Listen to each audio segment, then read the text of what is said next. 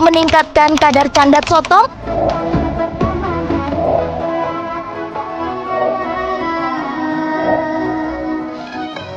Malam ni kita menggunakan beberapa batang buntar jig, buntar S dan juga pemberat dia Metallica jig.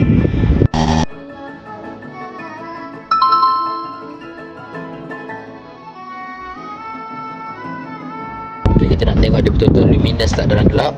Okay, kita gelap lampu 1, 2, 3. So ni dah gelap, kita tunjukkan dia memang nampak. So memang jelas. So memang favorite sotong lah. So sangat sesuai dan digalakkan dia untuk digunakan pada waktu malam especially ya. Fully luminous badan dia, mata dia sampai ke ekor candat dia semuanya luminous Okey, buka lampu balik. Okey, ini adalah jig tadi split jig tadi. So sama mencuba